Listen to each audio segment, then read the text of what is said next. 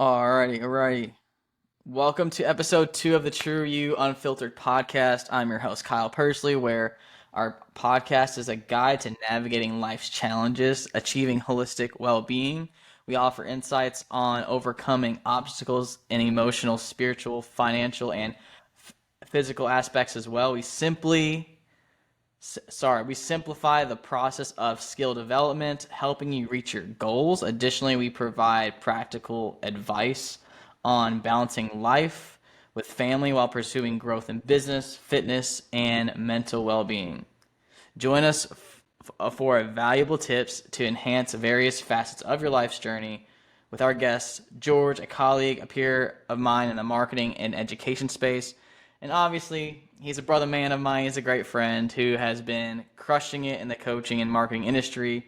He's also been getting into some cornerman stuff, which we'll dive into a little bit here in a few. Obviously, with top performers, businessmen, even athletes, and has an extensive background in boxing to say the least. So let's get into it. I want to talk or call this episode overcoming spiritual battles. I feel like that was so goofy and like how that all turned out, but that was perfect. So yeah, but overall guys, welcome to episode 2, overcoming spiritual battles with George. Let's crush it. And my man, thank you for being on here. It's an honor. Of course, we've had some very, very deep conversations, but also lots of good times out in San Diego. We've met Yeah. like a couple of years ago. I would love for you to kind of tell your like our audience like what's your like background? How'd you get started in helping out big coaching companies and also your own personal development as you came in from moving from what, Texas, right? That's right. Yep. Texas to San Diego. Yeah. So like go ahead, man. Let's talk about your background a little bit.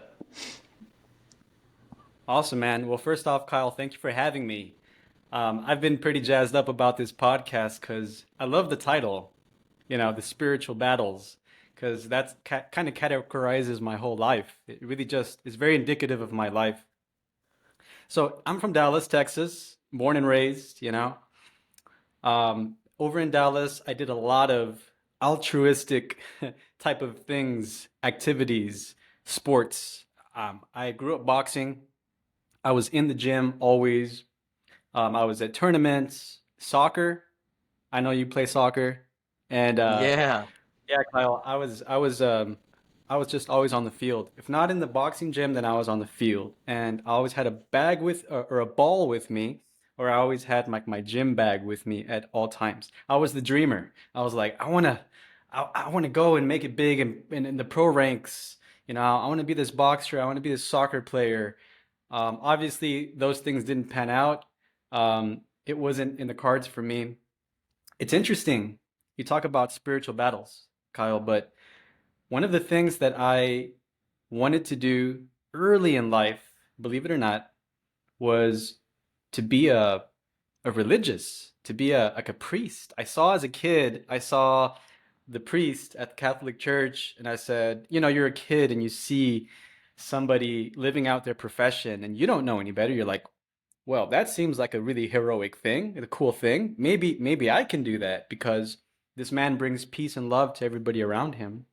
So when I was 18, I had a calling and an opportunity to enter the seminary for the priesthood. But I talked to my mom and my brother, and they were like, you shouldn't do it. You're too young. Live a normal life. And so I kind of left that. Then I got really heavy into sports, got to my peak performance physically, but ultimately low resources. I come from an immigrant family, lower middle class. So, that wasn't in the cards in terms of the resources to help me with any of those things. So fast forward, profession wise, how did I get here? Now I'm in downtown San Diego and I'm in the digital marketing space just like you are, Kyle. And we get to work together, which is really cool. We've seen I each other a know. handful of times when you visited out here to the West Coast to kind of hang out with us here in San Diego.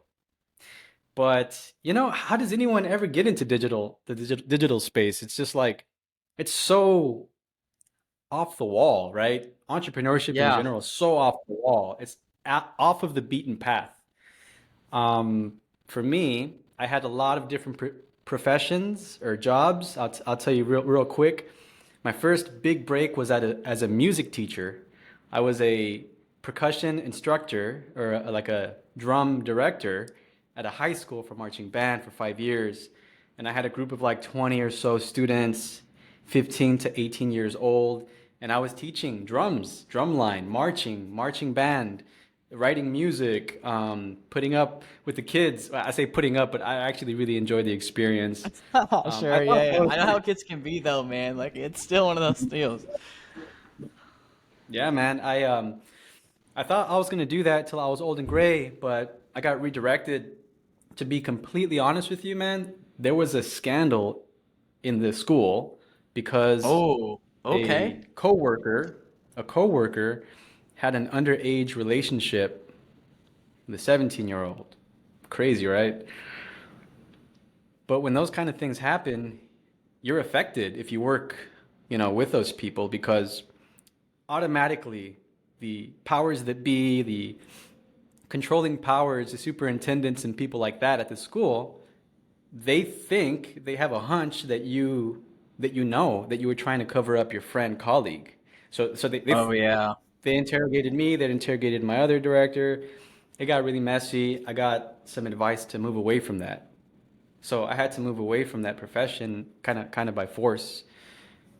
So then after that, man, man, I did a lot of things. But I bounced around eventually to international advising, which is a fancy way of saying helping international students when they come into the country to the university Oh, dude, levels. that's like a perfect fit though when you think about it, considering like Yeah. some like think about it, man. You have like people coming overseas and you don't know like there's a lot of unknown, right? Like I had a thought even today. There was this fun little TikTok real guy. He was giving away $100 right here or whatever was in his palm, and everyone Yeah. chose the $100 bill. And in his hand there was a post-it note that said 20K. So everyone was choosing that. Like everyone was going for certainty and they weren't willing to take a risk. Yeah. So like that it's just funny. Like literally I can't even make that up. That happened like today. I just saw it. I was like, whatever. But like going into like what you're doing, right? Like you literally are going into a role where people can kind of come to you with solid advice from even Yeah. a practical standpoint, considering again your background. I think like it's always good to like collaborate with people that practice what they preach. Like even we work together a lot with this whole education company um and literally always talking about practicing what you preach. So, but I didn't mean to cut you off, man. But it's pretty awesome. So Yeah. you're literally starting to help people that were in your shoes, pretty much as you're kind of diving into something that happened, and just funny how life kind of or God kind of puts you in that direction. Yeah, Kyle, I completely agree. I mean, I'm giving you the play-by-play of my professions in part because there are skills, tools, aptitudes that you acquire through that time that you can use later. And so I've kind of carried these skills in my bag over my shoulder, and I didn't even know I was fine-tuning those skills. So yeah, I mean, I was an international advisor. I did some travel outside of the U.S. to like South America to recruit students. That was kind of cool, but that was kind of few and far between. Sure. But the cool thing about international advising is it's like the world coming to you. People from all different parts of the world coming to you, and the world, it's just more convenient that way. But Yeah, yeah, yeah, after for that, sure. I'm telling you, man, I'm telling you, um, I I enjoyed helping students, but that's exactly whenever I heard about digital entrepreneurship. And the way I heard about it was because I was living in Dallas and I have my second oldest sister. She moved out to San Diego a long time ago, and she was making a life for herself, and she found this Navy corpsman that she really liked, and eventually she brought him around the house and said, "Hey, I think he might be the one. I wanted to have him meet the family." And so this guy, little did we know that he was going to be, something big in the digital marketing space. Of course, I'm talking about Douglas James, and he's my brother-in-law. It's crazy how it happens, Yeah. man, because I remember being at the wedding of Douglas and my sister Sonia, and being in the bridal party next to Oh, okay. young mid-20s seven-figure earners left and right, all of us in our tuxes, right? But I was the oddball. Me and my brother, we were the oddballs, the nine to fivers, the people that weren't entrepreneurs. And I don't think that my brother had the same experience, but I was shook. I was like, whoa, how are these younger guys making money from home and like triple, quadrupling my salary here, you know? And so I got really curious about that, and they left a big impression on me. So I went back home, kind of hated my life for a few months, and then I Yeah, said, I I'm can just see gonna. that. I'm, Yeah. that's that whole time, I thought I was gonna do this international advising career till I was old and gray, but now I found a better way.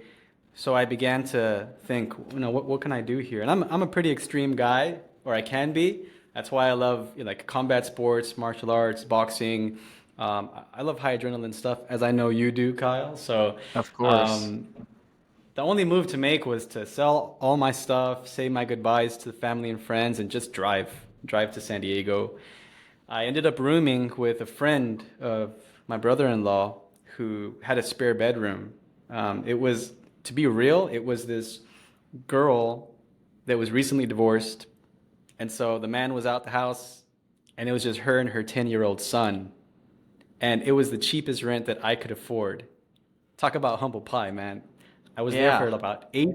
I was there for about 8 or 9 months, and most of the time I slept in the 10-year-old kid's room on his Disney Lightning McQueen bed. Oh, baby. And I really, Yes. yeah. So I stress that, man, because that's Yes. the bottom. I came out and I didn't know if I was going to make it big. There was no opportunities on the table. I just, in my mind, thought if I'm in proximity to these entrepreneurs in San Diego that I met at the wedding, I might be able to get some kind of apprenticeship or some opportunity. I was even willing to work for free just to kind of learn the skills. And the months went by, and my bank account went low and low and low. And it was kind of a tough time, to be honest with you. But inevitably, by the grace of God, eventually something, a little light at the end of the tunnel kind of appeared. And that was my brother-in-law. I mean, he was solopreneuring during that time. This was back in 2019, early 2019. And he was still taking his own sales calls. Then he moved to having a small sales team. So, just for the listening and viewing audience, my brother-in-law, he has a digital marketing education company. Now, a lot of people on the call, I'm willing to assume, are maybe in the digital space or maybe they're marketers online. And you know how it is. This is basically where you and I are, Kyle, where we have our own agencies and we're out there prospecting and helping small businesses and subject matter experts online, for example, to get more business through online methods. So he was doing that for brick and mortar businesses. I mean, he was putting ads up on Facebook and Google back in that time in 2019, and he got so big to the point where in 2019 he had to start getting some salespeople. So that was the beginning of what you and I, Kyle, are in now. And so Yeah. he got the one salesperson, he got the second salesperson. He started to like duplicate himself within the sales process to actually handle the sales conversations so that he can sit behind the scenes and do more of the media buying, handle some more of the top funnel, creatives and things like that, videos and VSLs and things like that. So that was starting to percolate. And he took a chance on me, brother, because he saw me hurting. And in the right moment, he needed like a third salesperson. I was like hurting. I needed some opportunity. So he's like, you know what? I think it was actually my sister that kind of whispered in his ears, like, give him a chance. He's good. But to be honest, I I had no forget your experience. sister. I Yeah, sorry to interrupt. Your sister's like you're the youngest, right? Out of three? I'm the youngest. I got an older brother. I'm young. I'm the youngest. I got an older brother. I got a second oldest sister. That's Sonia, who you've met, Douglas's Yes. wife. And then I have an older sister, Sarah, back in Dallas. And so that's my family, Yeah. brother. I'm the youngest. I'm the last in Oh my line gosh, gotta of give a the shout out to Sonia. That's Apecechea. what's up. MVP over Oh, here. she Yeah. ever so much. And so Doug. he took a chance on me because he thought I was kind of sharp, but I had no experience. So he gave me a script, he gave me a few books to read, and then in a few days he was like, "All right, let's put you on the calendar." And I remember that first day doing sales, like telesales. We've all been there, Yes. right? Yeah. Oh, we're so Oh, sweating bullets, talking to strangers, and doing the whole sales bit. And back in that time, we were taking hour-long calls for the sales process. oof. And Douglas, I always joke and kid here, but Douglas booked me from 8 a.m. to 8 p.m. on hour-long sales calls with no lunch break because he kind of messed up. He didn't give me a lunch break. So I took I took calls from 8 a.m. to 8 p.m., hour-long calls. I had the script out on my desk. You I didn't had the eat the payment whole processor day. on one screen. I was like, and I was in my little room back in that place that I told you that I was living at, and I was like way out of my depth. The last call that I took, brother, never forget, was this military guy, very, very cold, very, very logical, gave me yes or no answers, no emotion whatsoever. And here I am, I'm on fumes, I haven't eaten, I'm just like doing the sales process the whole day. And I'm like trying to do my best to convince this guy, you need to get into this digital marketing agency, you should do it, the whole bit. And at the end, I'm like, well, what do you say? And he was like, yeah, I'm in. And that was it. No pushback, Ah. no objections. I could have stopped talking like 5 minutes in. I think he was already convinced anyway. Right, So right, right, then right. it's funny.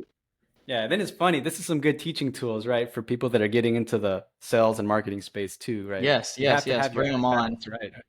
The funny thing, Kyle, is that as soon as he gave me the yes, I was like, great. Now, how do I process a sale? So I was having to open the SOP on how to actually process everything because that was new to me too. I Yeah. got it, got the sale. It was like a $4,000 sale, most I had ever sold in one go. And How long did then, it take you to close that first deal? Do you remember? Just kind of curious. oh, I took the whole hour. I took the whole hour of Oh, like no, on the no, I'm call with talking this guy. about like, okay, like you were having calls from 8 p.m. or 8 a.m. one day to 8 p.m. Yeah. Was that your first day and you closed a That deal? was my Or first was it day. like, Last call on the first day is where I got the sale. let's go, dude. Let's go. You know, a lot of like remote closers don't even close within Yeah. like a few weeks. Yeah. Like that's crazy. Like guys, I don't think y'all So, realize like I help so like I have an agency like he was saying and like we also teach our guys to do some remote sales and guys like it is way different than working in retail sales. It's way different than even being in-person sales. Like I have advisors and financial advisors, they'll go out and like sell to people just like live events. Well, we'll do like automated events for them. And we are always like, listen, you have to be a lot more transparent and at the same time you have to qualify harder. Like it's way different, guys. Like you could sometimes you could have all the testimonials and all the proof in the world and you still may not get the sale. It comes down to the relationships and then obviously as you're kind of going into it, man, like the proximity and finally getting that deal, like that's insane. Like I can only imagine dark room, smiling at Lightning McQueen at the same time. Like I'm here, but like it hurts at the same time. And now you're like, yes, I finally got my deal. I just proved that I yeah. can produce to this one opportunity I finally get, Yeah. all from proximity and patience, bro. People Yes. discount that, man. Yeah. Like the dark times really make you who you are, and that's just it, man. Yeah. We're done with the podcast. All done. Just kidding. But Mic like, drop. Let me get dude, this thing. Drop it. right. You said it, man. We need to highlight this. This is what Dr. Jeff Spencer, cornerman extraordinaire, one of probably the best performance coach around, performance coaches to the stars and celebrities. He talks about it. He Yes. calls it the grind phase. The grind phase is you need to go through the grind phase. This is what makes you. It builds you. It builds character inside of you. It builds integrity inside of you, and it's very important. You need to honor that grind phase. And so my What were grind and phase we're talking was about that. phases. like what about the phases that you kind of go through? Because you talked to me about that. And I'm sorry, brother. I didn't mean to cut you off. Like, go and finish that. But like, I would like to know also like there's like it's like the beginning, and I think some type of I think 30s or 40s is like conquest, et cetera, like that. Those levels from ages of how life kind of works out. Could you go into that too a little bit? Yeah, Like of with course. all that your grind phase, but then like building from there. Yeah, for sure, Kyle. So, yeah, just to give credit and to honor Dr. Jeff Spencer, he's a cornerman to names like Lance Armstrong, Tiger Woods, Arnold Schwarzenegger, Olympic athletes. He's a gold medal Olympian himself, a cyclist. Um, yeah, he has this framework. It's called the life lens progression, and he kind of breaks it off into decades. Every decade has a theme, and every decade has a virtue, let's say, and a liability. And from 0 to 20, I think he kind of skips the 0 to 10 because you're just a kid. But basically, life really starts in your 20s. And the decade of the 20s is categorized by altruism. Altruism meaning you don't have enough experience, you have a lot of optimism, you have a lot of energy, so you're willing to try new things. And with almost reckless abandon. Obviously, the liability to that is all the scar tissue that you build up. And even so, Jeff also has this term. He says the main outcome of the 20s is to survive to 25. How many people do you know, Kyle, and like where you're from, guys that you grew up with that didn't make it past 25 just because of some bonehead decision? Yeah, like I mean, too many to count, man. There's car Yeah, wrecks, yeah. there's suicides, there's overdoses, there's just bad place, Yep. wrong time, like anything. Yeah, like out of Louisville, Kentucky, it's nothing to hear. I mean, someone get in a car wreck and overdose. I mean, obviously these are kind of like worldwide issues, but yeah, like definitely unfortunate. I forget about those things. Like how lucky we made it past Yeah. 25. Like, yes. That's really good. That's big, man. Yeah. So the outcome of the 20s is to escape with minimal scar tissue and just to kind of stay in the game. Now, if you make it to your 30s, the virtue of the 30s is called conquest. It's conquest because now you've gone through your 20s, you've taken your beatings, your metaphoric beatings, and now you're a little bit wiser. And you're willing to reflect on the 20s that didn't go quite how you wanted to go. And you're willing to do the 30s a different way, which means that you start to open yourself up for mentorship. You humble yourself a little bit more. You're starting to build a little bit of a library of wisdom. And so now the world opens up for you and you can have opportunities, start a business, you can start a brand, go meet people, start a network. But the liability is obligation. If the virtue is conquest, the liability is obligation. And I know I'm speaking to a lot of people listening to this because when you start the business, when you start to have the team, when you start to build the thing, the other side of it is the obligation. But luckily, we're around expert entrepreneurs that are professional problem solvers, and so that's how we kind of combat that. It's a Right? challenge to create SOPs and create systems that are automated, and we can get into all that. But basically, the liability is obligation. The biggest outcome, Jeff told me himself on a call, the biggest and best outcome of the 30s is to preserve your reputation and honor relationships. And I didn't think he was going to say that. But the Ooh. thing is this, and here's why. Because when Okay. you have more opportunities, when you start to make a lot of money, when you start to build your brand and name, you might really get full of yourself and you might even take for granted the people that help you get there and the people that helped you up and the people that are on your team, and if you don't honor the people that are helping you build yourself, let's say in your 30s, then you set yourself up for misery in your 40s and beyond, because now people see you quote unquote successful, but they also attribute your name to a bad feeling. And they start to talk. Oh, George? Oh, don't do business with him. Let me tell you about what he's done and, all the bad things. Kyle? No, don't do business with him. He's done all this bad stuff and he didn't honor our agreement and things like that. We can't always be perfect, right? And things will break and, relationships will go awry, but Things will as much break, as you can, dude. try to preserve your name, try to preserve your reputation, try to preserve your relationships to set you up for your 40s. You know, dude, it's like, we talk about like business and stuff like that, and I love how it's kind of like as you kind of explain that, like going into how martial arts forms that metaphor a little bit. It's like during that 25, it's like, yeah, like not just 25, but I'm thinking like even high school, like 16, you think you know it all, and maybe that feeling stays for a long period of time, and then you get punched in the face, like Yep. what Iron Mike says, right? Like you literally Yeah. like everyone has a plan until they get punched in the face, and then that's when the Yep. reality kicks in.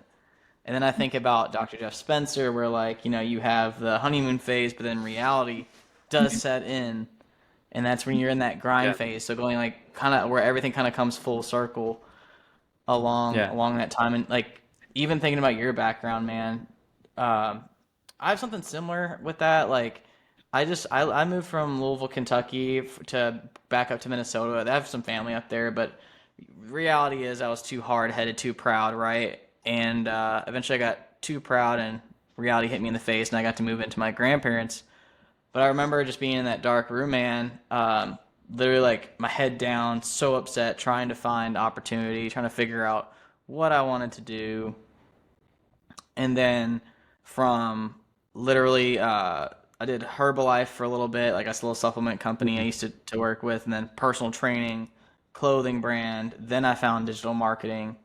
Yep. But then simultaneously, what's fantastic about us, what I'm understanding is like we found. I mean, I found martial arts at little bit later journey, but it was during a hard period of my life, and I think that is very interesting. So like when did you start Mm. doing when did you start boxing? Because you did Golden Gloves, you've done it, you were like pretty good. I mean, dude, that you showed me like the different steps into to your jabs that you were working on back in Aspen, like just Yeah. working there. That was solid. Like seeing you move, it was great. It was fantastic. Like you have a little finesse to it, but also power, Yeah. man. Silent but Mhm. deadly. Like it's a Right. little stoic Right. with it. Yeah. So I don't know, man. Like I just think there's something to be said about that. Like when did you start again? Like how old were you? Yeah, man. I think it's funny because that's what really connected us, I think, when we first met each other in Oh, person. bet. The fight game, right? The fight game, the Yes. great parallel to life. It's such a great metaphor for life, the fight game. So many gems of wisdom that you can extrapolate. But to answer your question, yeah, I was probably around 12, 13 when I first learned about boxing and kind of got into it. Quick story, but my dad, you know, when I was a kid, my dad worked a lot. I didn't have a lot of time with him. He had to sustain a family of four and a stay-at-home wife, stay-at-home mom. Right. And so I was always t trying to fight for his attention. Even though I was the youngest and I was like by default pretty spoiled, I will admit that. I was still trying to Haha, I get feel my it. one That's fair enough. time. Yeah, I was still wanting to get, you're a boy, you want to get one-on-one time with your hero, your dad. Yes. And the only time that man would stop working and sit down on the couch was Friday night for Friday night fights, boxing. That's the only time he would sit down. And so I'm like, oh, this is my chance. I still remember as a young boy that I would kind of like fake interest because I didn't even know what this boxing thing was. And I sat Yeah. next to him on the ground, while he was on the couch and just kind of sat with him. I just wanted to be with him. And then eventually he would look over and be like, hmm, okay. Look, son, this is the jab, this is the right hand, this is how you bob and weave. And then after that, he would be like, he'd test me, he'd be like, flick me, like out of nowhere. And I'd like move my head and put my hands up, and he goes, "Oh, now you're learning. Now you're learning. Defense is the most important thing." So that was my first like trainer, unofficial trainer. My dad always wanted to be a boxer. He grew up in Mexico, over in Oaxaca, Mexico, and he had a lot of street fights, but not because he was a hot, but because there was real dangers in the streets of Yeah. Mexico. For Yes. him, he grew up in a pueblo in Oaxaca, Mexico, like southern Mexico. But when he moved to Mexico City, central Mexico, there was a lot of crime, a lot of dangers, and he has countless stories of him having to throw down on the street, either Oh to man. defend himself, protect himself, defend the honor of his girl, my mom, all types of stuff. And so I kind of lived vicariously through those stories that he would always tell, and I would keep asking him about those stories. And then I just really wish that I could be as brave, and I wanted my own stories. And eventually, I kind of got pushed into a corner when I was 13 because I got bullied pretty heavy in school. And the reason I got bullied was because I was teacher's pet. I was always doing the right thing. The little girls all liked me. I come from a Of two-parent course. Of household, course they did. like all those things I reflect on now as an adult, which the kids that didn't have those things, they saw me as an easy target, and I never defended myself. And so, yeah, get jumped, kicked in the ribs, black eye here. I hated life for a while. Um, Two things I know happened the there, feeling. bro, that are really important. Yeah. One, Yeah. my faith, brother, my faith. Because I had kind of like the beginnings of anxiety and depression through that process, and other things that are happening simultaneously in life. You go from a boy to a man, and 1 Corinthians 13 speaks on this beautifully. It says, "When I was a child, I thought like a child, I behaved like a child. When I became a man, I left the things of childhood behind." The rite of passage, Ooh. right? Yes. So I was going from the Yes. child to becoming more of a man and having to think about higher things in life, and the depth, the philosophy, the I would call it like a, yeah, just kind of like this crossroads moment in your life. You had this existential crisis. And so in that, I got on my knees and I prayed one night. I thought for 15 minutes, it turned into the whole night. Woke up in a little ball by my bed. Woke up the next day, anxiety, depression gone. Serious, man. And that's when I knew God existed and He was in my life. And so that set me off into getting into the church, opening the Bible. And most of my young life was in the church, just being in youth groups, going and being into activities that were like community enriching, but also prayerful. And the second half, too, though, was I grew up and I thought, man, I was upset with myself. I'm like, why did I let those people pick on me? And I heard my pop talk about his stories, and he taught me a little bit of boxing. And dude, that's all I needed, to get into boxing and to go to the boxing gyms. And now I'm like, let's go, let's learn it. And I'll be honest with you, man, just to kind of round off my thought here. Going into the boxing gym, one of the most humbling experiences as a boy, because Yeah. for the Oh man. first Sometimes you're the hammer and period, sometimes you're the nail. no, in the beginning, I don't know what your experience was, Kyle, but for me, man, life sucked learning boxing. I So many times I was like, what am I doing here? Why am I getting beat on? Why is everyone so much faster than me? And all this I felt so small, like an ant, Yeah. until until the one time when I finally landed a good punch, and I won a sparring session, or I won the first fight or something like that. Dude, Something just clicked. Something just clicked. that the feeling was so addictive. I was like, "Ooh, I love this." And so I just kept coming. Some people have that nice golf swing, and some people not got that right Yeah. hook. Maybe. Yes. Yes, dude. Yeah, yeah, yeah. I love it. I love it. Yeah, no. So I started in a MMA gym at first. So Yeah. a lot of kickboxing, a lot of jujitsu in the beginning. And then if boxers would come in, we'd have that opportunity too. But dude, like, Yeah. tell you what, it hurt. especially Yeah, man. especially like when you're with kickboxing, you get kicked in the shins, and you also have to do like Oof. check kicks a lot of the times. And Yeah, thank goodness for like shin guards, dude, because if your shins aren't like all the way conditioned, that stuff hurts even worse. And then you go to like, let's say the next day you go to the ground and you have to like work on a certain submission or a sweep or anything yeah, like that. Your legs are not touching the ground, and with your body weight, maybe someone else's, they're all bruised, right? And it's like you yeah. just don't even want to be on there, man. I remember those feelings. That was rough. And every Ooh. so often I still get those. And like, yeah, I think you gotta take your licks, so to speak, and then Yeah, you can't, what is it? You can't have a testimony without a test, right? And that's like that's the main right, man. idea. Hey, Kyle, how did you get started into MMA? Like, what was that story like? Well, that's solid, man. I appreciate that. Like with everything going on, again, I was in Minnesota at the time, Yeah, and my first gym I ever trained jujitsu officially in MMA at was called the Cellar Gym. Uh, yeah, Sean uh Sean Shark, I believe is his name. He was a UFC fighter at the time.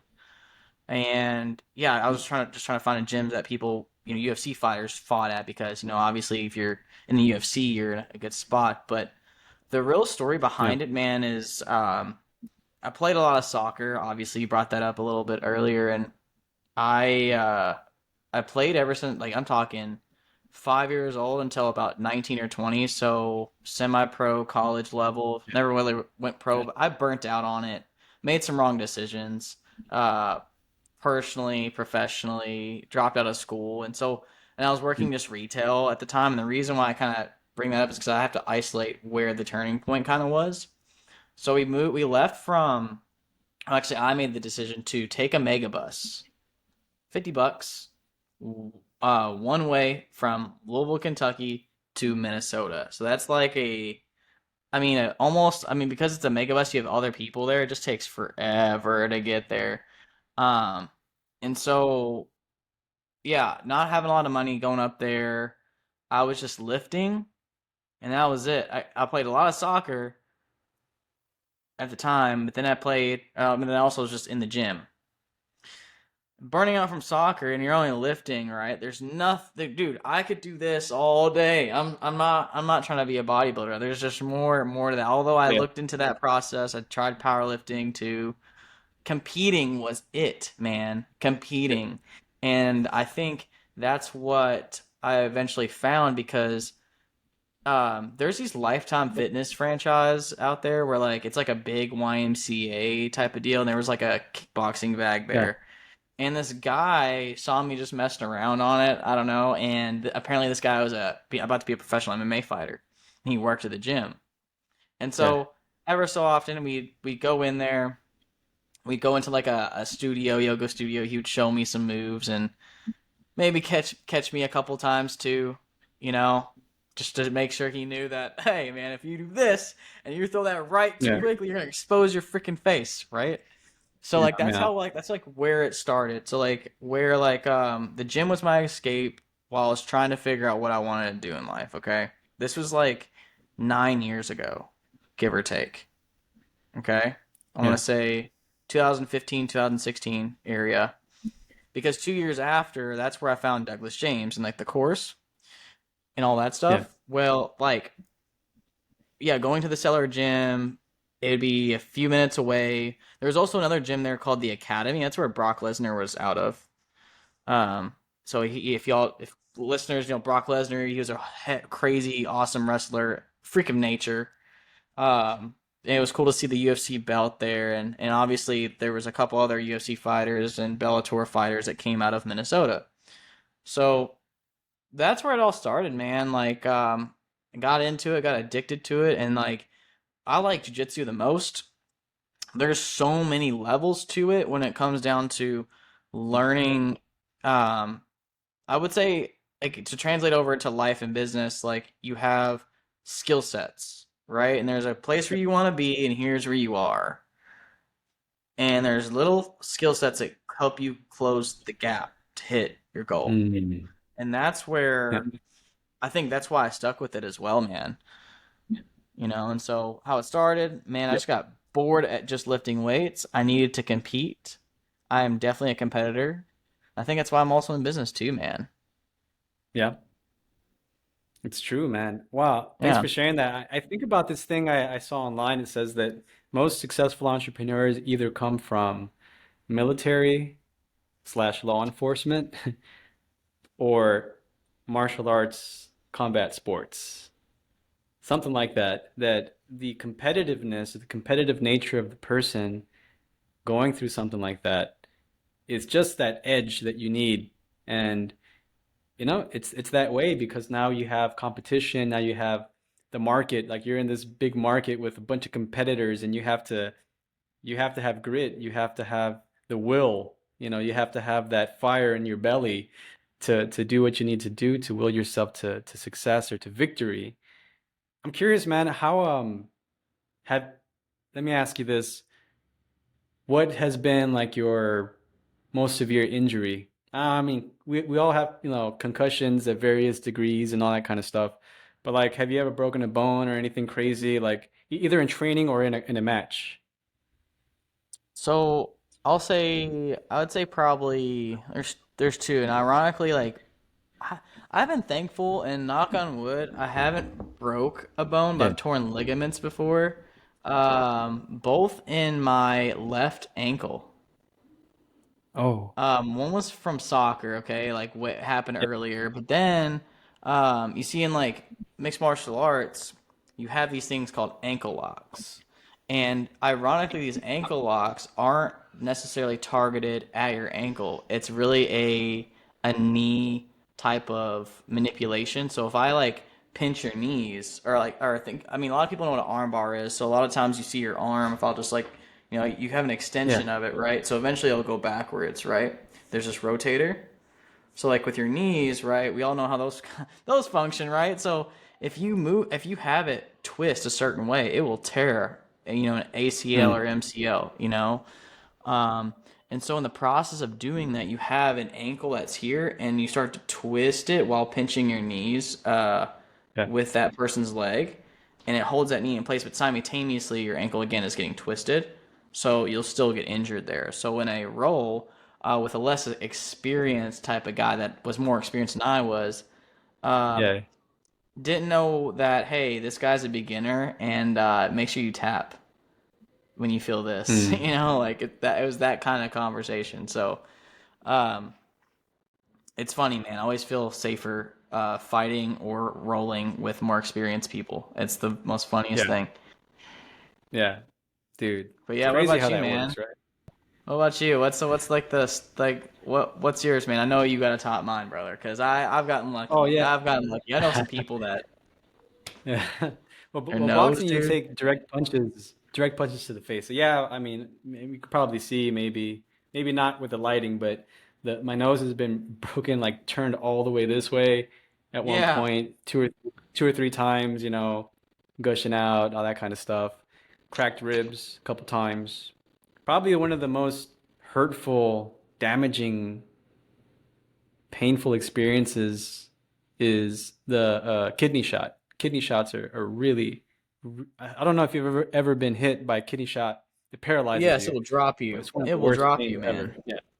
Yeah, yeah. It's just like off button is just like you're paralyzed. But He said you're paralyzed, dude. Yeah. the cool thing is like in my mind, I'm like, oh, you hit me with that and whatever. We were in a sparring or something, and then I'm like, ooh, now I'm gonna learn that. So next time I'm gonna learn that.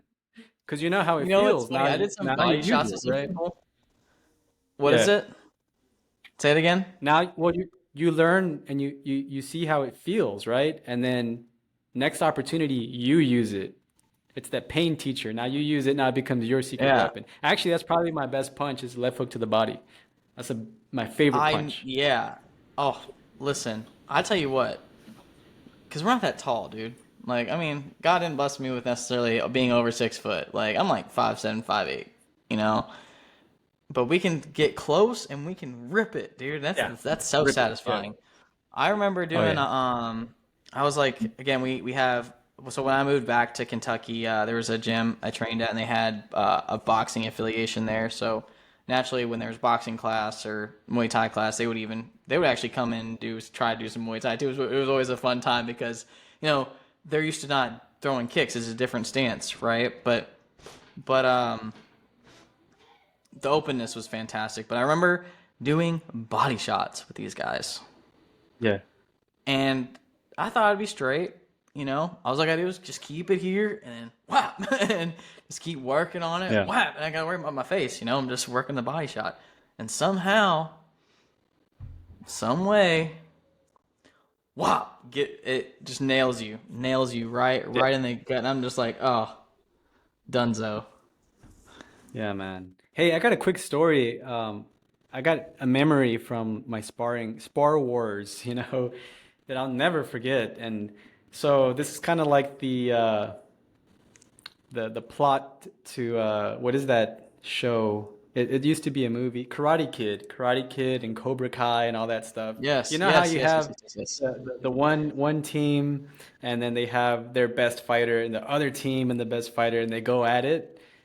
That happened to me at one gym that I was training at, where I was the best in the gym. And so my trainer was like, I'm going to take you to this other gym and we're going to fight their best guy in your weight class.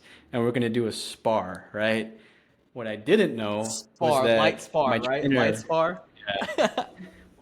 crazy man, I didn't know that my trainer had some past history with the other gym owner, trainer, and some beef with him. So these guys were not happy with each other and they got their best fighters into the ring, right? And so I didn't know that, but here I am, we're going on the sparring session, we're doing work, it gets a little bit more heated. And then I remember I threw a step back left hook, right?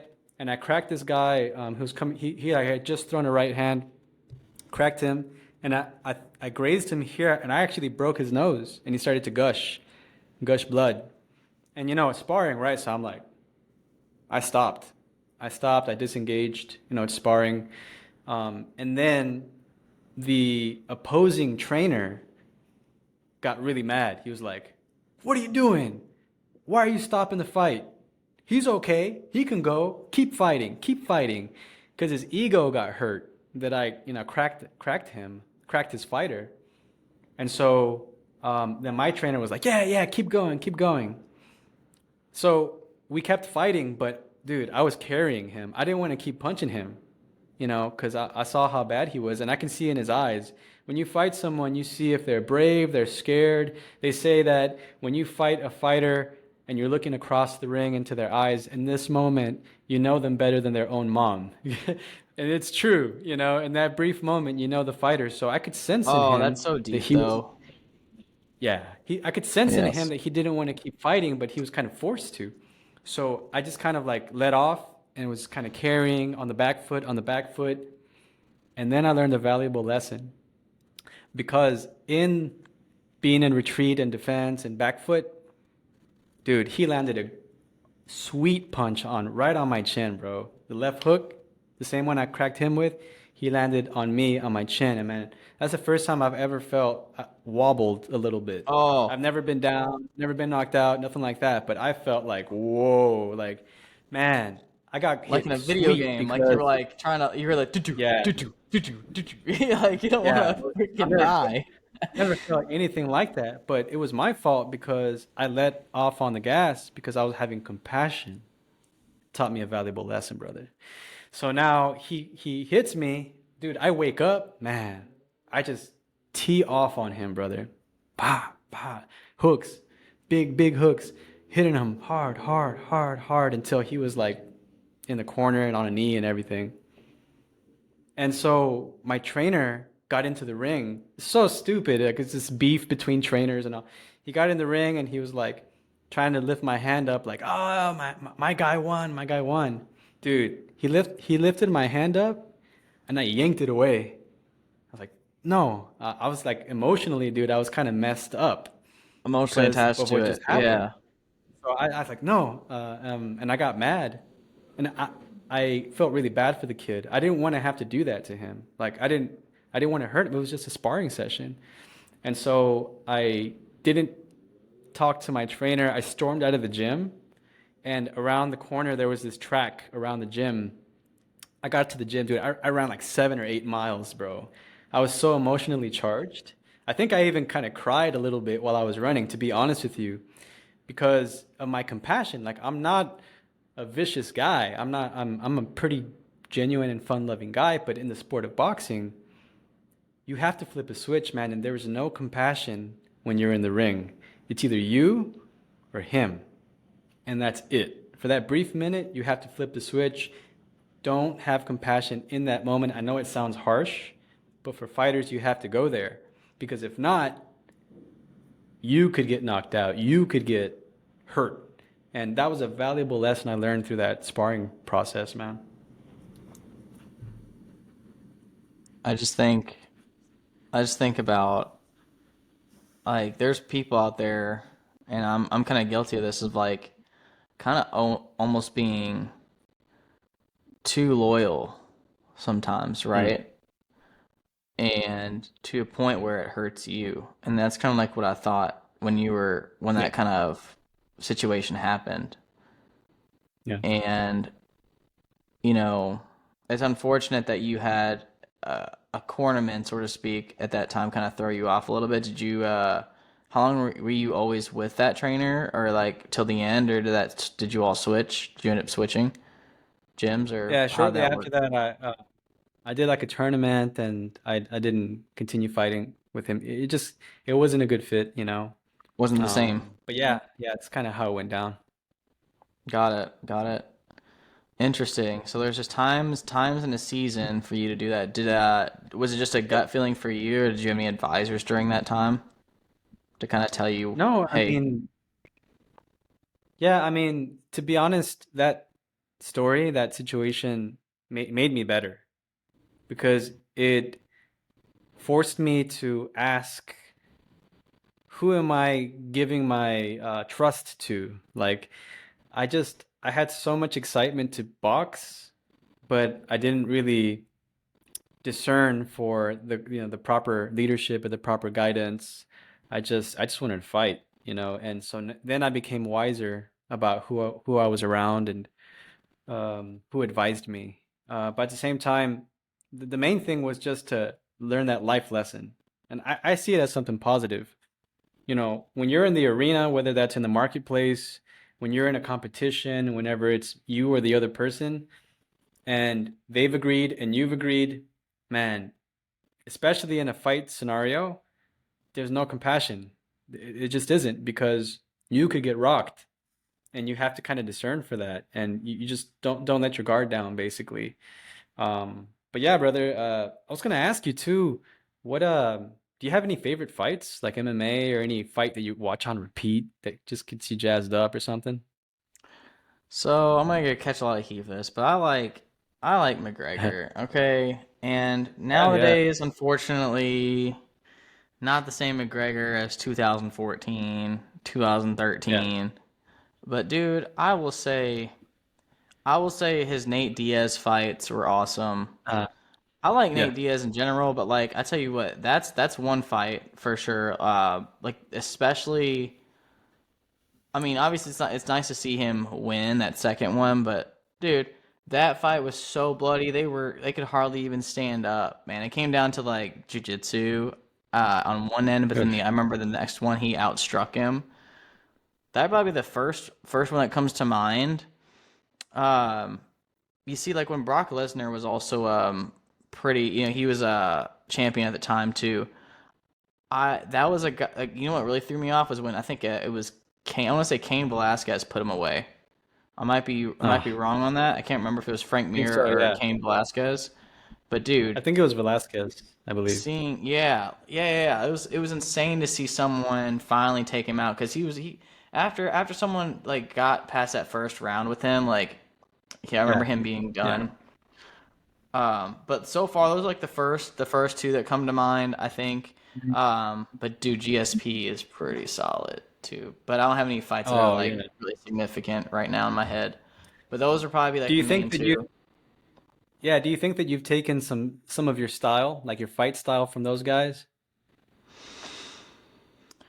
I would say, but it boils down to it.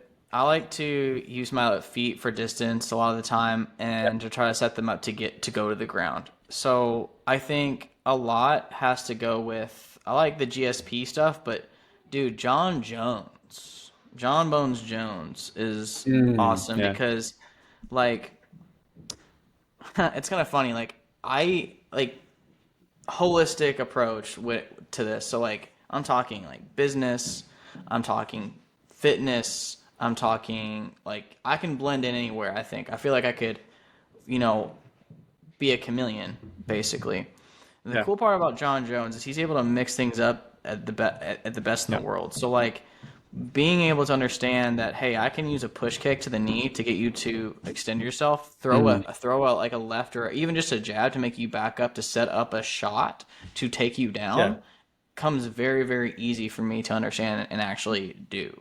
So I would Nice. say that I like that a lot.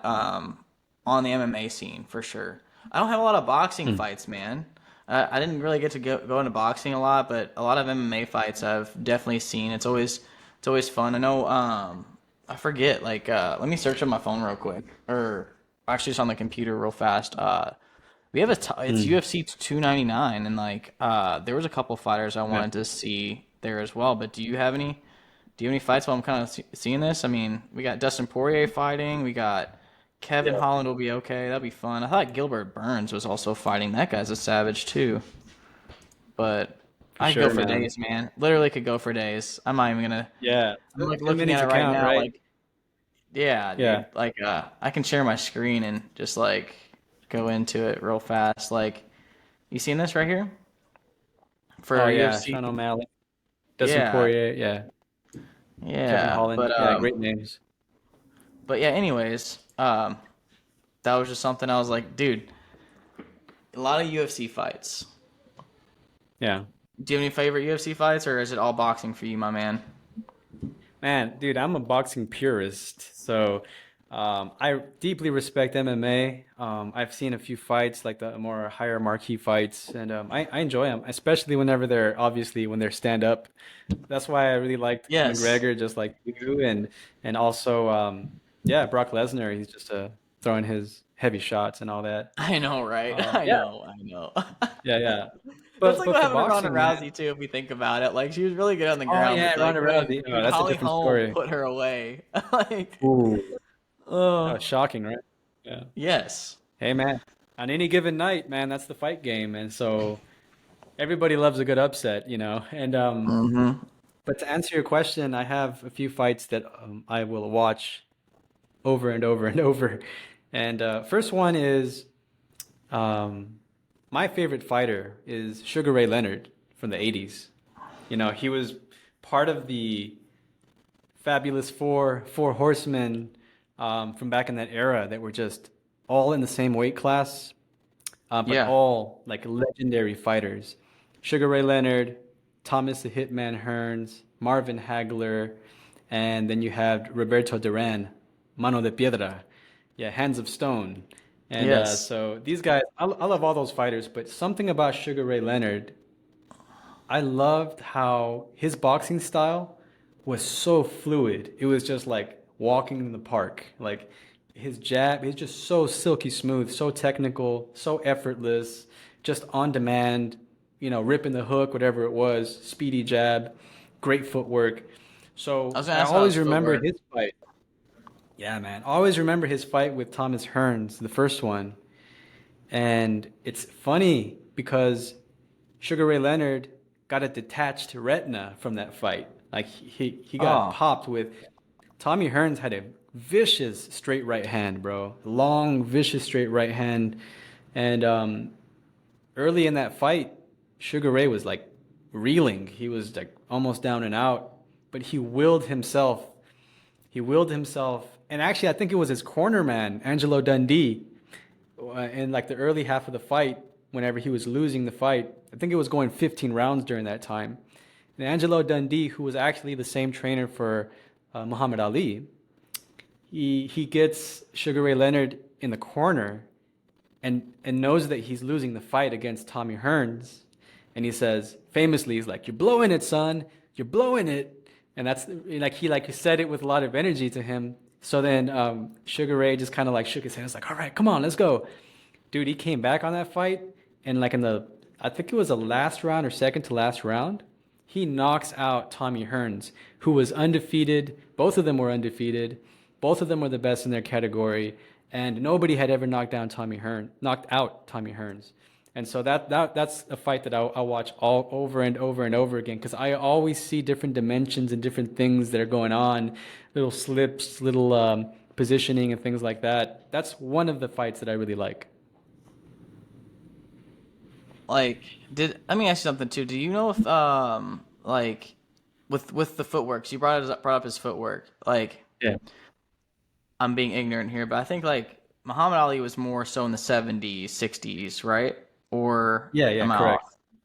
Okay. Yeah. And he's more of 80s. Like I like Muhammad Ali's footwork, man. I know about Oh, that obviously because I'm in Louisville, Kentucky. We have a whole museum. Obviously, I hooked you up with something a little while yes. back. Yeah, yeah. Yeah, And like, I have the frame. I have the frame hung up over here. let's go, Actually, dude. let me go grab it if I can. Let's see. Yeah, man. 100%.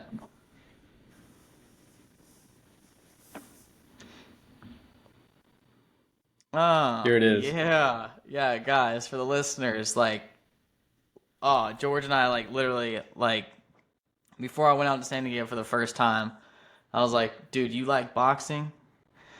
I was like, bet. I'm gonna go to the Muhammad Ali Center and hook you up, man. And dude, that's so cool. Yes, that is sweet. So clean. Yeah, I don't know if people can tell, but this is Muhammad Ali's full fight record. Who he fought, what the outcome was, all of that. The full record from top to Dude, bottom. people fight From the time less, he was Cassius man. Clay to the time where he changed his name to Muhammad Ali.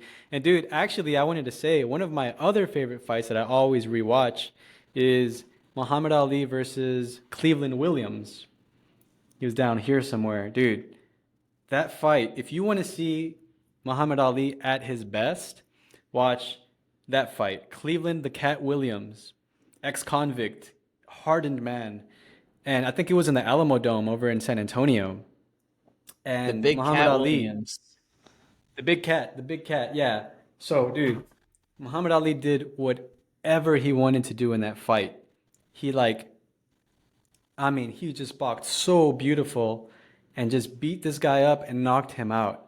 But the significance to that fight, now there's two things for me. One is to see like a primed Muhammad Ali, like barely reaching his peak and seeing him do whatever he wanted. I think that's his sweetest fight ever.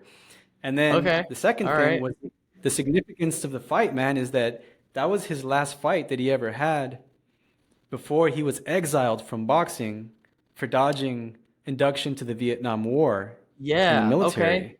You Okay. know, That's interesting. Okay. so like after that fight or before that fight, they were wanting to draft him into the war for the Vietnam War. And Muhammad Ali, who was Cassius Clay before he had a conversion to Islam, I think, changed his name to Muhammad Ali, became more of a pacifist. It's ironic, right? Because he's a boxer, but he didn't Yeah. support war. And so whenever they tried to induct him into the war to fight for, in Vietnam, which actually he wasn't even going to fight because celebrities and boxers, all they would do was go and do exhibition fights to boost the morale of the military troops. But even that he didn't want to do because he wanted no part in supporting the war. And he really stood his ground. And because of that, the boxing commission revoked, dude, check this out. They revoked his boxing license to the most famous boxer of the time, the best boxer of the time. In his peak, he lost 4 years of his prime because he stood for his principles. And that's why he's a legend. That's why he's remembered now, because he stood for something and he gave up 4 years of his prime.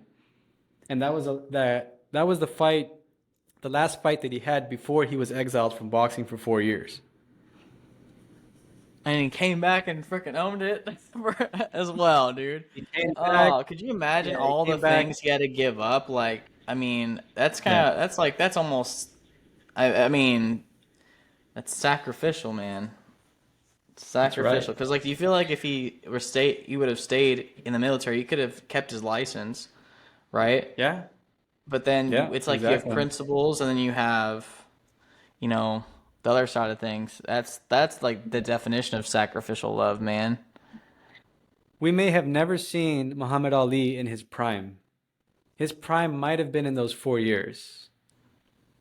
How about that? Dun dun ESPN. That's right. I swear. Okay, I have a third Oh, fight. It's like a more recent fight. Let me just kind of rattle it off. But yeah, yeah, yeah, dude, yeah.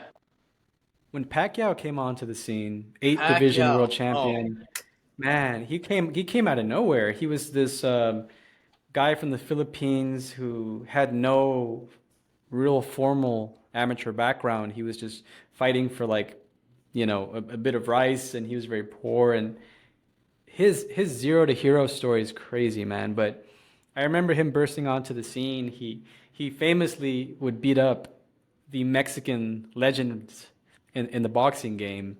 He beat up on Marco Antonio Barrera, who was a legend. Eric Morales, El Terrible. He beat up on him. Um, um, Marquez also, Juan Manuel Marquez, he beat up on him, except Marquez came back to knock him out like on their fifth fight. But that's a different story. But the thing is, when Pacquiao came onto the scene, man, he was having this meteoric rise, going up different weight classes, knocking out people like,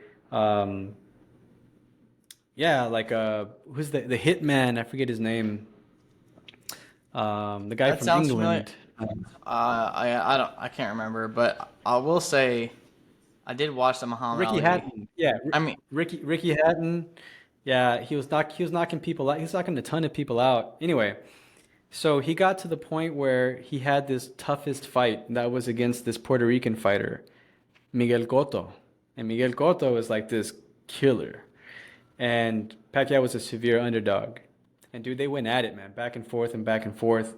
It was a pick 'em fight until Pacquiao created separation. But just the back and forth exchange of punches, the meshing of styles. There's the old axiom, styles make fights. Those two styles, Miguel Cotto and Manny Pacquiao together, dude. It was firepower. I think that actually the billing for the fight, like the title was Firepower or something like that. And it I delivered. love it, dude. They come up with the I best I, names. I watched that fight on repeat, man. Yeah. I tell you what. Like, speaking of primes, right? There's always that controversy. You know what I'm gonna say? Money Mayweather with Pacquiao, dude. Like, Yeah, yeah, yeah. everyone says Oh, Pacquiao would have beat him. here's I, my here's my thing on Mayweather, and because I get asked a lot, and they're, yeah, they're of like, course. "What do you think of Mayweather if you like Pacquiao?" Guess what? I like both. I like Pacquiao for certain reasons, and I like Mayweather for certain reasons. The reason I like Mayweather is because, man, he is a one of a kind talent. I mean, love him or hate him, like him or loathe him, he is one of the best pure boxers, technicians to ever lace up the gloves. He is on another level. Plus his will, his champion medal, and his approach to the boxing game, especially, in his first half of his career, where not a lot of people know this, but when he was younger, pretty boy Floyd Mayweather, he was a bit Mm-hmm. of a knockout artist, man. He had mostly knockouts, and albeit some of the matches were, a little bit they favored him. He fought some people that probably weren't in his category, being a bronze medalist in the Olympics and getting into the pro ranks. But he had some tough tests, man. He had Jose I Luis like his silly show, Castillo. man. He had some tough fighters, and so early in his career, I mean, he was just his gas tank, his engine, it was top notch, man. I mean, he would not get tired, similar to Pacquiao. So I like his approach to the game because he never had any vices. He never messed around outside of boxing in terms of like drinking, smoking, and that kind of stuff like that. He didn't. He really preserved his temple, and that really showed in his career. The second reason I like him is because, well, he revolutionized boxing, which is kind of funny because for the casual boxing fan, let's say, people that like to see really good action-packed fights. Um, this is not so good for them because Mayweather's style in his second half of his career was very defensive. So he put a lot of people to sleep, let's say, that wanted to see like better fights. A great example of that is Mayweather versus De La Hoya, or Oh, Mayweather versus yes. Yes, Canelo. yes, yes. You know, like I can go on and Mayweather versus Pacquiao. You know what I mean? So it's like very defensive, kind of on points, that whole kind of thing. But the thing I respect in Mayweather is that he stood up for the rights of boxers. So, you know, as a boxer, as an amateur boxer, I love that. I love that he broke away from his promoter, bought himself out of his contract, started promoting himself, created the series 24/7 on HBO, started to call his own shots because fighters, man, fighters get basically enslaved to promoters and they get spit up and chewed out and they end up with less of themselves. But Mayweather broke the mold. You know, he started to promote himself. He advocated for, you know, random drug testing. He did a lot of good things inside of the sport of boxing that not a lot of people, especially like people that are more casual, really see or note. And so he was good for boxing in terms of like the business of boxing and also the politics of boxing. He called a lot of things out. He was good for that. But for, you know, the spectator's sake, he had a more of a preserved style because the second half of his career, his body started to break down and his hands were more brittle and he had different injuries. So he adopted that, what you talked about, the Philly shell and, you know, a lot more defensive type movements. Yeah, I meant to ask Yeah, you like yeah, a when and why yeah, he did that because it's funny because like even like it's funny a lot of the a lot of my training I'll use that. Like it's just an yeah, easier approach even with kickboxing like you're just it's just yeah, if as someone who's like not like professional level of boxing, I'm at best yeah, amateur, okay? Like I'm not like anything crazy, but like it just bought me a lot more time to absorb the things I needed to do to set up what I yeah, needed to set up. And so like having to yeah, do that, that's why I liked it. And it was kind of funny too. I forgot I think it's Sean Strickland or whatever, like the guy who's like, dude, this guy's he's in the UFC. He was starting yeah, to use it a little bit more with his style as well. And so like anyways, like Floyd did a really good job of handling that. But yeah, it wasn't the most entertaining thing.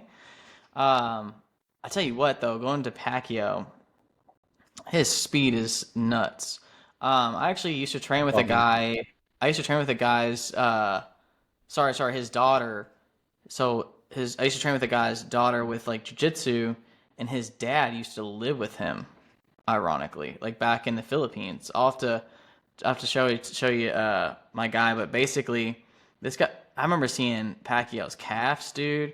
Super quick, yeah, super jumpy. You know, willing to just and literally his buddy yeah, yeah, that yeah, used to live with him like is the same way. He's more of a kickboxer type of guy, but he's like shorter than me in his like 50s, 60s. I want to say 50s. yeah.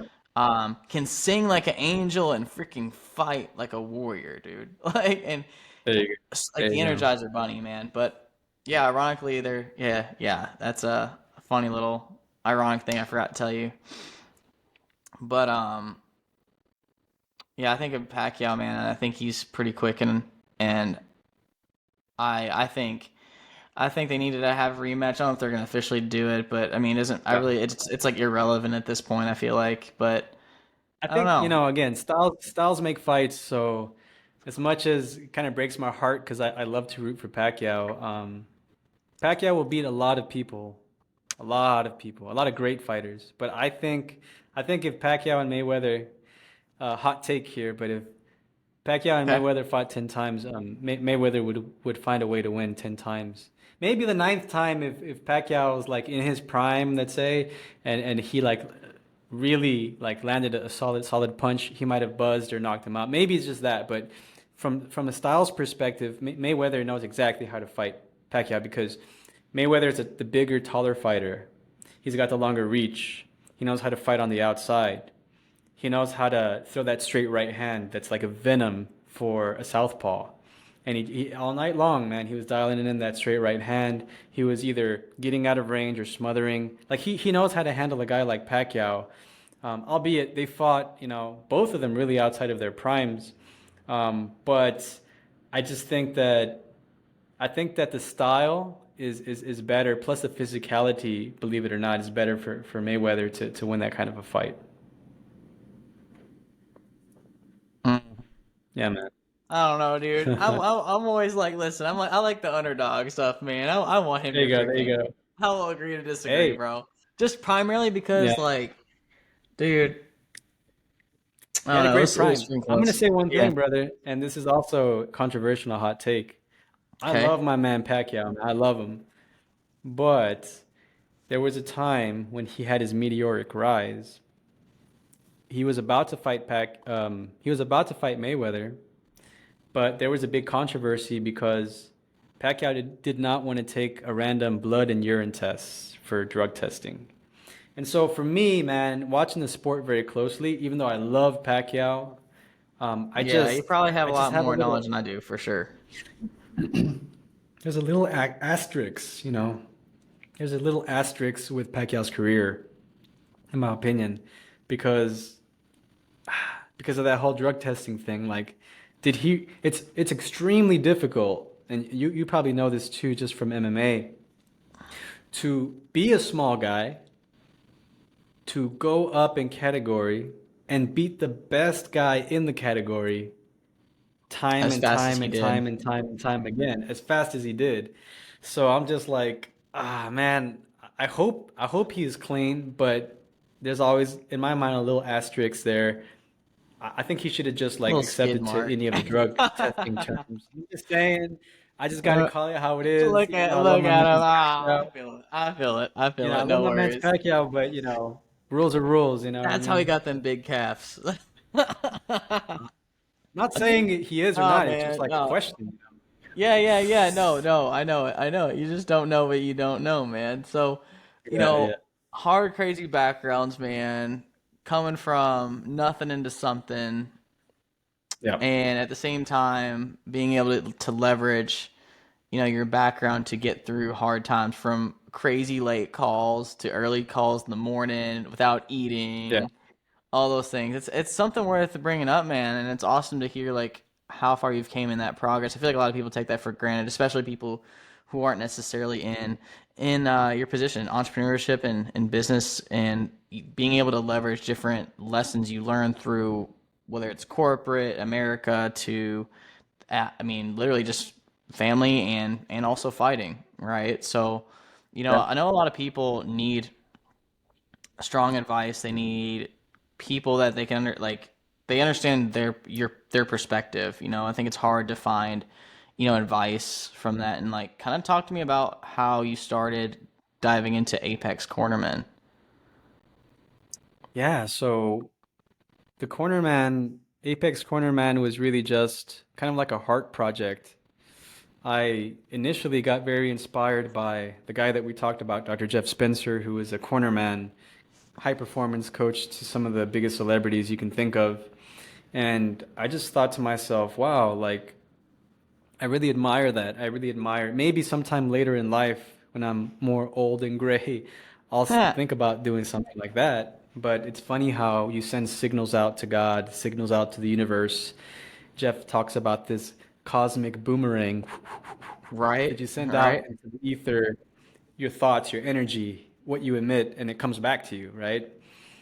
So inevitably, man, I just started to notice that men would reach out to me and want to have a chat with me, stop me, ask me for their opinion, ask for some wisdom. But it really wasn't until one story that I'll never forget.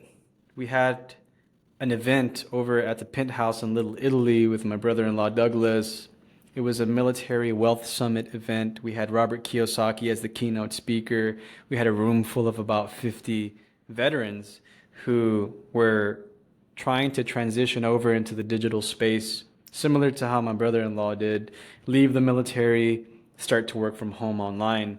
So the Wealth Summit event had a bunch of high marquee people like Kiyosaki, and it was just kind of one of those events that started out with a cocktail hour on a Friday, and you know, alcohol flowing, people in their best outfits, things like that.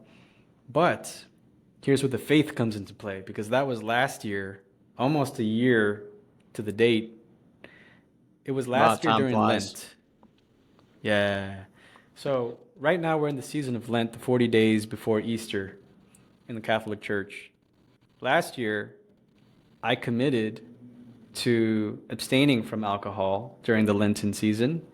I committed to doing daily mass. Means that every day I would go to mass at some time of the day. And I also committed to fasting until I received the Holy Eucharist at the mass. So if I didn't receive the Eucharist that day, I wouldn't eat. So that kind of like programmed me to go to the mass to receive the Eucharist, which is a beautiful thing. I still do that to this day, believe it or not. But during that time, I was in deep fasting, prayer, meditation.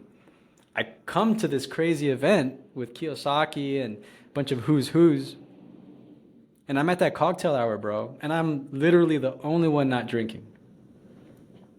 And I see across the room this veteran guy, must have been like in his mid 60s, and I noticed something in him that he was kind of like sad, downcast, and so I talked to him. Man, we got deep on our conversation. That conversation ended with him and me embracing in the middle of the penthouse and him crying in my shoulder. He had been telling me about his life and the problems that he is going through personally. And so we had this moment. Man, that really shook me, but I could never prepare myself for what was going to happen next. The next day, we have the first half of the workshop, then we have lunch in the middle of the day, prepared by these, catered chefs that we have. I'm getting my plate and I'm stacking it with food. And out of the corner of my blind side, somebody comes up and I didn't even see him. He just whispered in my ear. He's like, "This is for you," and slips a note in my jacket pocket. And it was him. It was the same guy. So I kind of slowly turned and I just kind of did this. I didn't make a big fuss about it.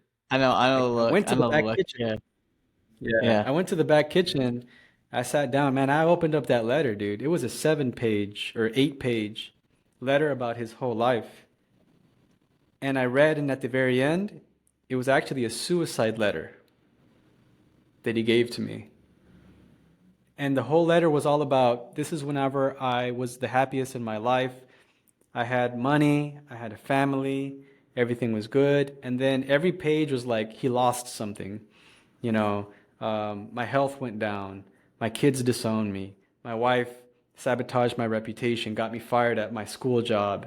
Then I started drinking, doing drugs, all this kind of stuff.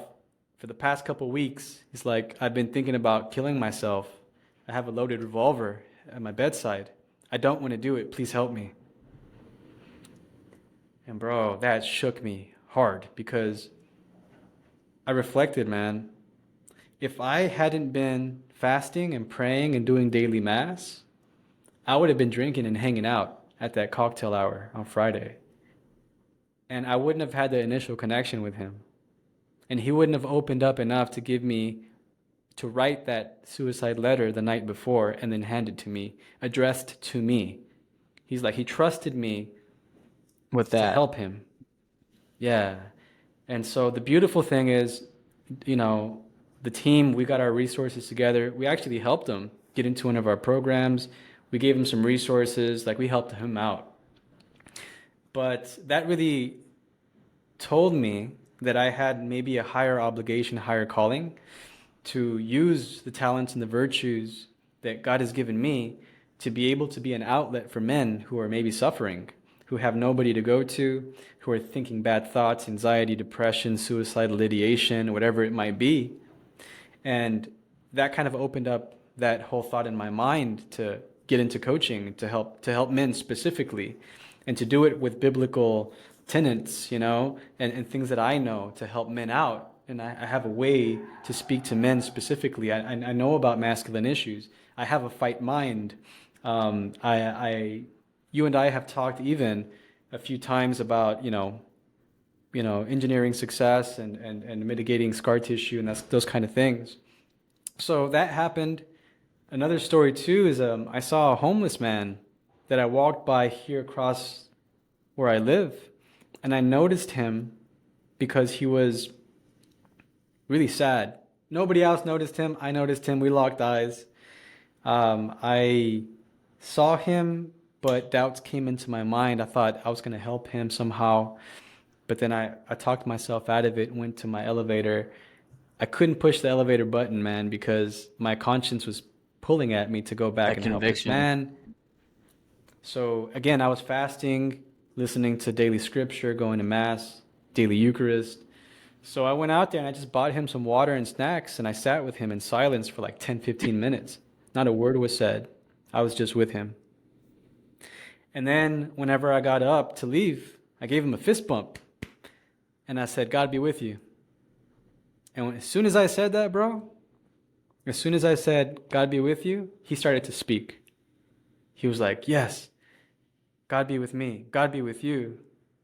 God be with your family. God be with my family. I love my family. I miss my family. I've never been a good man. And he just started to say all these things and just cry streams of tears, streams of tears, streams of tears. And I was like, whoa, this is kind of heavy. But I think he appreciated the gesture and just my time with him. And so I said, I have to leave. Sorry, I went back to the apartment. But again, I could never prepare for what was going to happen next. I got up to my condo. I got into a workflow here in my office. 2, 3 hours later, I felt a tug in my heart to go to mass in the evening time. And I was tired and kind of a little lazy, but I was like, I'm going to do it. I got an Uber. I walked down to meet the Uber, and I walked by the same place where I had seen that homeless man. And where he was, there was a police officer standing there, and the area where he was sitting was kind of like a shaded roof area, was blocked off by yellow caution tape. And I go up to the police officer, I'm like, what's going on? And he says, this man just passed away. And he turned to a guy with a blanket over him on the ground, and it was the same homeless man. Just an hour or Dude, two after I that's talked to him heavy, and we had that man. experience, he passed away.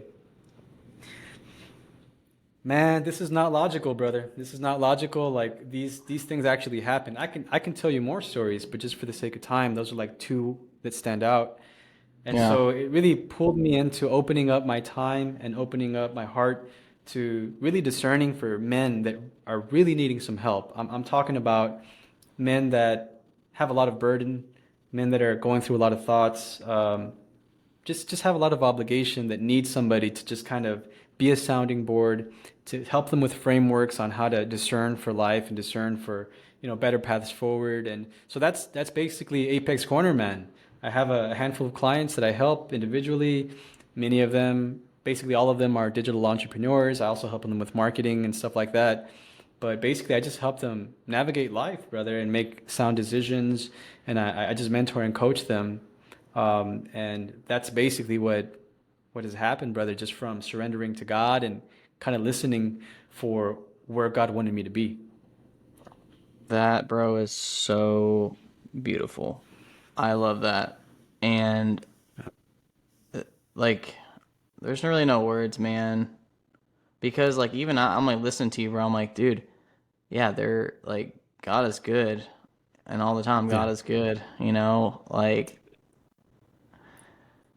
but like being able to lean into that conviction, man, is a whole nother thing in itself. And so like if someone were to like learn more about your movement and what you're trying to do, where can they find you typically? Yeah, the best is social media, Instagram. You'll probably link up my socials there, but it's Yeah. yeah, George. It's George.apex on Instagram Yes. Got a and YouTube. You can or find them on Facebook. YouTube, Instagram, Facebook, Yep. TikTok, LinkedIn, all that jazz. George dot Yeah, Apex, right? that's right. And I'll say this just for the listening and viewing audience here. If you are open to talking about the faith, you know, um, biblical talk, if you're going through a hard time, don't hesitate to send me a line. And, even if there's no type of partnership, I'm happy to just kind of give whatever I can in terms of advice and to hear you out or offer my prayers up to you.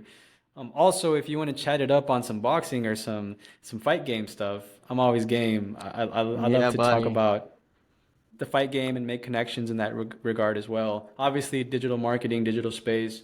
I thought we were maybe going to talk a little bit more about that on this call, but I love the way this call went, man, because we got a little bit more raw, a little bit more real. If anyone wants, connections with digital marketing, and just small business marketing in general, I have tons of connections, and I'm around some of the brightest minds in the digital space, like Kyle, like a lot of the guys that were around. So yeah, man, hit me up, and I would love to chat it up. Guys, George is fantastic, and I'm sure we'll have another episode where we'll be able to dive into marketing and business. But like you just can't force these type of things. Like this type of story, the things he's up to, how big of an impact it really, really is. It's huge, guys. I'm sure if we want to have another episode with George, y'all will let me know. We can definitely make that happen, and we can go into more of the business side of things. But you know, just to kind of share something quick before we kind of come to a closing here. I remember having issues with my own like businesses and seasons and things of that nature. I remember I was suffering for so long, and as soon as I was willing to ask for help, it's like I had so much more relief. Whether it's product development or it's literally trying to discern, do I need to move back to Kentucky or do I need to stay in Minnesota?